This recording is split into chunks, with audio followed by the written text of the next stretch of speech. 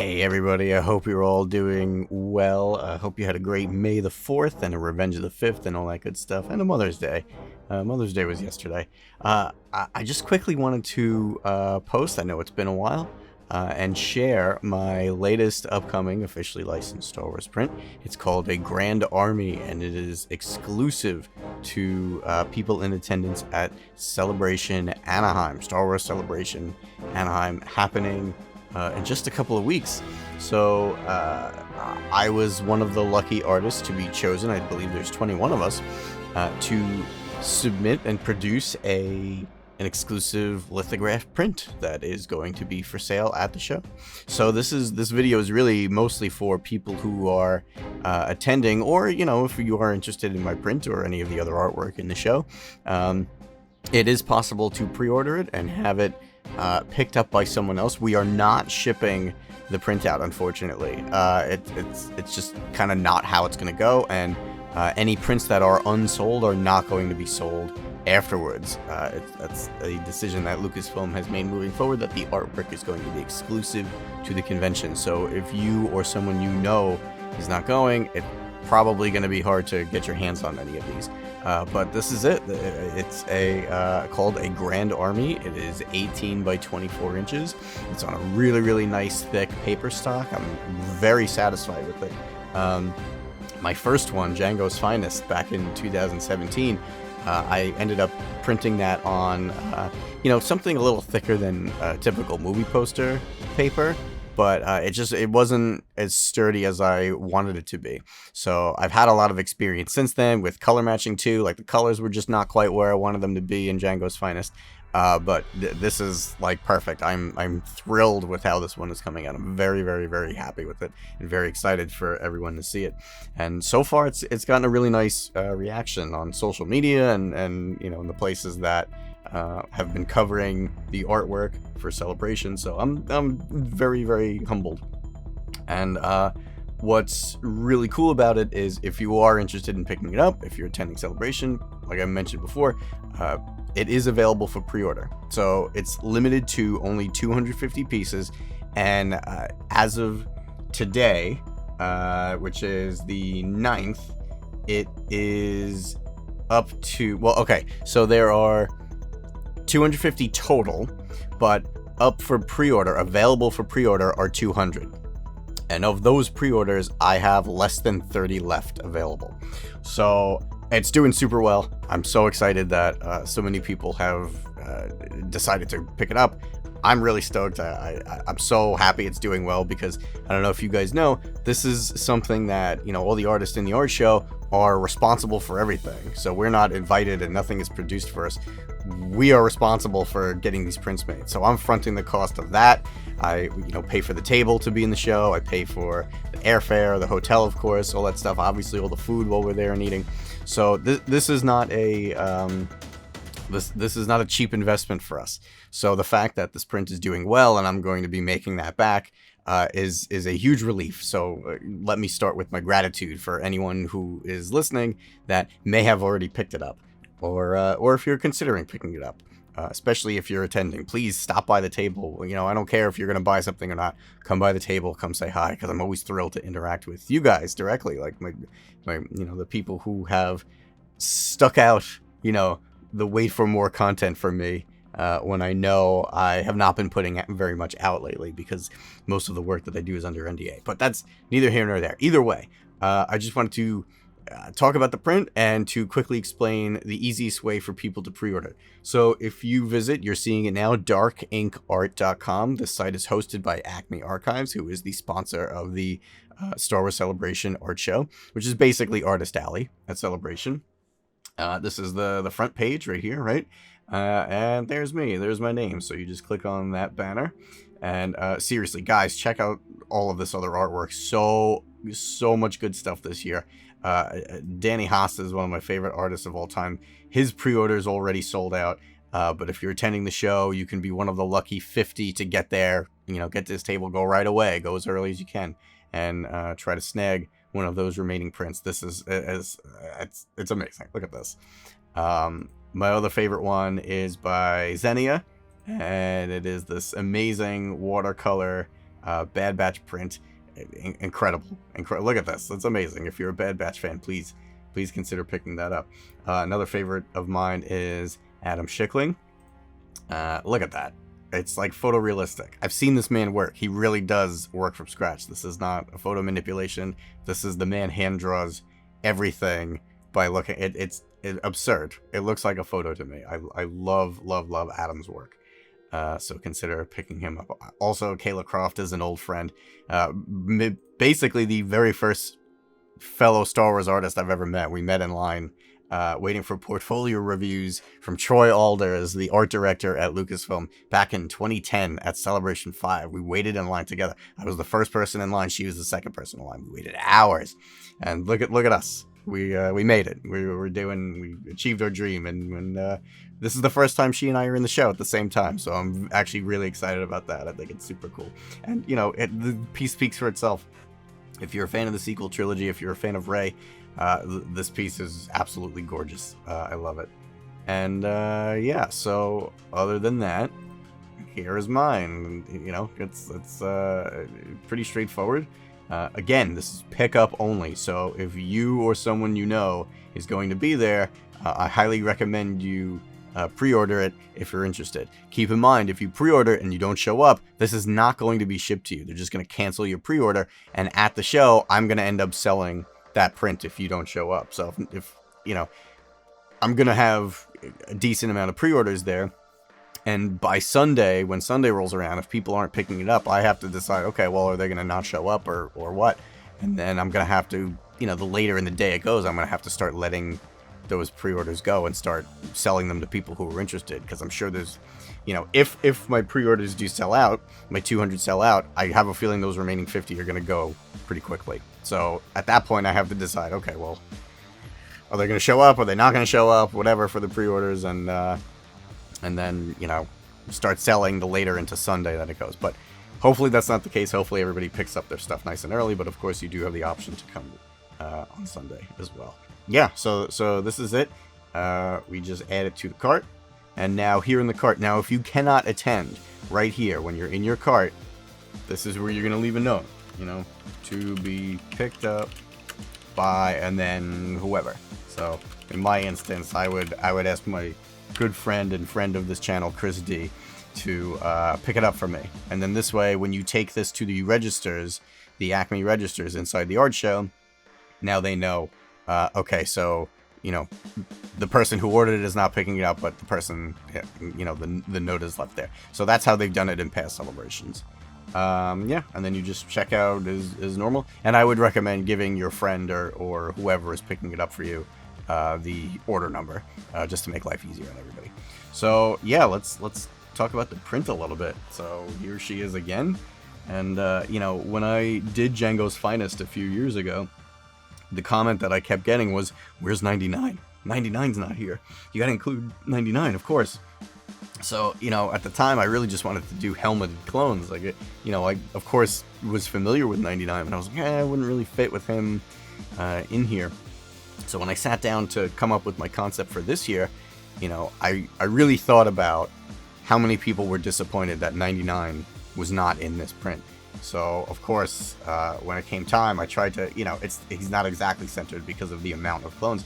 I had to include him. Like it was a no-brainer for me that 99 not only had to be included, but had to be a very central character of this print.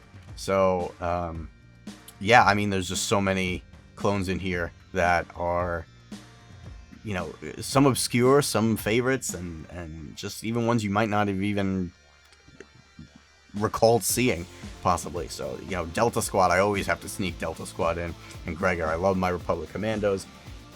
There's, of course, the Bad Batch, so Hunter, Echo, Crosshair, Tech, Wrecker, and Omega in the middle. So, the idea of this print was kind of to get back to my sketch card roots, because that was my first Star Wars gig ever. Back in 2010, I got my first Star Wars gig, and I drew a ton of clones, and really every set after that, anytime I could get away with it, as long as it wasn't like a Return of the Jedi set or something, I drew as many clone portraits as I could, and I love drawing clone helmets. So, Django's Finest focused on mostly Phase 1 troopers. And then once I started to kind of run out of phase 1 troopers and wanted to include some that were only phase 2, like I had those phase 2 in the back. But I added those to get up to the number 66 in Django's Finest. So I did the same thing this year, 66 clones, although everybody is just kind of, gets the same amount of screen real estate, right? Like, it's not like a crowd picture where the people in the back are much smaller and the people up front are bigger. This time it's everybody gets equal amount of space, and it's everybody gets their own portrait. And the other fun thing about this is that it's limited to 8 colors. I only worked with 8 colors to design this entire thing. So it was a challenge. It was a challenge on, picking colors that would best represent a lot of these characters. Like, the wolf pack is in gray, but if you notice that I used a purple, well, 2 purples really, to still kind of make them appear like those characters. Like, hopefully they're still recognizable. You look at this character, oh, of course that's Commander Wolf. So it was a challenge to do each one of these and make them feel like the characters and make them recognizable. But I would just argue that it's just kind of a testament to how strong the actual character designs are and how individual and well crafted those designs were in the first place, and designed by all of the amazing artists at Lucasfilm. So yeah, I mentioned earlier that we submit these concepts. We come up with everything. We don't get commissioned to do it. It's us coming up with the idea. And it's just, you guys know me. I love my clones, even though I'm not doing any fan work anymore, really. Clone Wars is my favorite Star Wars, I think. Like, Empire Strikes Back is really, really high up there, but the Clone Wars show, both of them, the micro series, of course, and the CG 2008 animated series, and the Bad Batch and Rebels, of course, after that, like, that stuff is absolutely my bread and butter. So yeah, it's mostly a lot of new clones. Well, not mostly. It's when I was thinking about who to add in this one, I sat down and I made a list of all of the clones that have been either created or shown since my 2017 print. And I came up with a few new ones. So we have this Commando over here who was located in the cloning facility at the end of the Bad Batch Season 1, so I thought that was really cool. There's the Shock Trooper Commander, who was stationed on Kamino in the first episode of Bad Batch. You have Commander Hauser, who is, of course, a fan favorite from the Bad Batch now. Commander Gray, who is, kind of got a redesign for the TV show, which was pretty cool for Bad Batch. So that was neat to see him kind of reimagined from the comics where he originally debuted in the Kanan series. And then obviously just a whole bunch of fan favorites. And I'm sure many of you already noticed him, but there's a very important clone to me and in my history with this channel, and my history in general as a Star Wars artist. And that is, of course, Captain Fordo. Now, so many of you guys are constantly asking me about where my older fan projects are. And, now that I'm doing officially licensed work, it's just not really something that is on the table for me anymore. But I still love those characters. Like, I love the Captain Fordo and all of the characters that I created. Of course, I didn't create Captain Fordo. Captain Fordo is from the original Clone Wars series. But the character is so important to me. And this was, in a small way, wanting to do an official print including this character was kind of how all of this started. Like, I knew it would be hard to kind of sell the idea of a Captain Fordo print, but what about a print that had so many clones and including Captain Fordo in it? Maybe I could make that work. And, of course, when it came to placement, it was a challenge to figure out where I was going to place everyone and figure out the relations and colors and everything, and not make it too, hopefully feel too claustrophobic, because it is a very claustrophobic piece. But I wanted it to still read really well. But, you know, when it all came down to figuring out where everyone was going to be, I tried to group everyone kind of together. So, of course, Delta Squad, Bad Batch, Wolf Pack. Generally, the 501st is around here, but since they're all blue, I tried to stagger them a little based off of, you know, background colors and stuff like that to make it feel a little balanced. But when it came time to figuring out a place of where to put Fordo, there was no question. He had to be by my name. So over here is where I'm going to be signing it, and over here is where I'm going to be hand numbering it. And yeah, like I said, it's limited to 250. I'm going to be hand numbering and signing this at the convention itself. If anyone wants anything personalized, you know, you can either include that in the note, or you can just tell me if you end up coming to the show and you're picking one up. I'm happy to do that for you. And yeah, that's really it. I think.